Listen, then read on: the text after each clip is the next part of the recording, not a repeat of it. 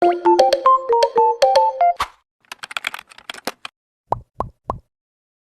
mga mi, samahan niyo ako maglinis ng aking pamamahay. At huwag kayong mag-inarte dahil manonood lang kayo. Bakit ba palagi ka nalang galit kapag nagvo-voice over ka? Kasi walang maisip na sasabihin ang above na ito. Ayan, lahat tama yan ginagawa mo.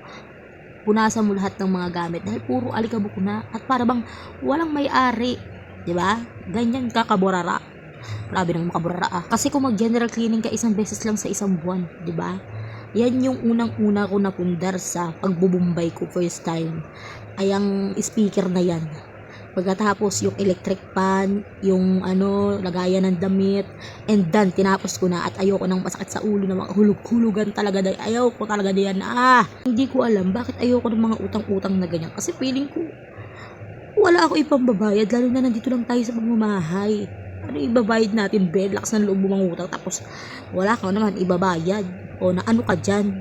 Pagod na lahat ng binigay na bulaklak ng Diyosawa ko pero at least dinidisplay ko pa rin, di ba? At least nakikita niya pinapalagahan ko yung mga binibigay niya. What the fuck siya? Chares! O, di ba? Ang dami ko nang sinabi, tinanggal ko na yung upuan dyan dahil lang gigitata na siya, be. Grabe ang alikabok. O, tignan mo, di ba, yung mga wallpaper ko dyan, pagod na. Wala na siyang dikit, be. Nakakaasar talaga mga wallpaper na ganyan, di talaga nagtatagal. O, habang nag-voice over tayo, may humikab pa. May nagising na nakurimaw. Diba? Ang ingay natin mag-voice over, di nagising ang natutulog. Talaga ka. Dami ko nang sinabi, hindi pa rin ako natatapos. Pinagigilid-gilid ko lang yung gamit dyan. Tapos inayos ko yung mga saksakan dahil tignan mo, be, buhol, bullets eh. Kasi ang bala ko, maluwag na space. Kaya kung sa tingin ko ay maluwag sa paningin ko, yun talaga yung pipilitan ko. O, diba? Tapos, nag-iibang kulay na rin yung TV namin, kaya pinunasan ko na rin. Baka abutin na ito ng kopong-kopong sa kapal ng alikabok na ito, be. Lalo na yung sa likod kasi grabe talaga ang likod, be. Iba talaga pag semento talaga yung bahay. Pag hindi finish, maalikabok. Grabe ba?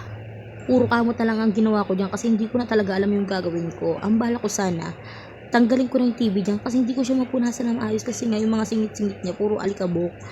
O, diba? Nanghiram pa ako dyan sa baba ng mga tools para lang matanggal ko. Sobrang higpit ng pagka-bracket leche ayaw matanggal. Kaya ang ginawa ko, di ko na talaga pinagpilitan, pinabayaan ko na lang siya, inayos ko na lang ang pagpupunas para kahit papaano ay luminis-linis naman din ang atin, di ba? Ingatan natin ang gamit natin para tumagal. At diyan tinigilan ko na yung kagagahan ko dahil hindi ko talaga siya matanggal. Kaya ang ginawa ko, pinunasan ko na lang siya ng matinding linis-linis talaga. Bawat gilid, bawat singit-singit. Tapos inayos ko na rin yung saksakan niya. Kasi kung saan-saan nakakarating, nakakaasar ka. Tapos ko sa extension, pinunasan ko na rin yung isa pang binigay na flower sa akin ni Onyak. And etong lamesa ng aking panganay, punasan ko na rin yan. Kasi tignan mo naman yung mga notebook na ay talaga ka borara. Iba talaga pag may toddlers ka na, kung saan nakalagay na lang talaga yung mga gamit. Ay nako, pinunasan ko na rin yan na matindi para kahit pa paano magtagal din naman yung gamit niya. Tapos kung mag-asikaso ng lamesa niya, pinababalik ko ulit yung mga nilagay ko sa lamesa para yung lamesa naman ang iayos ko. Yung pag-aayos ko dyan, hindi pa okay yan. Pinagigilid ko lang at pinag-aayos ko lang, pupunasan ko lang para kung saan sa space na gusto ko talagang ilagay, doon ko talaga siya ilalagay. O, diba? O. Pinag-iba-iba pero iba pa rin talaga ang nangyari.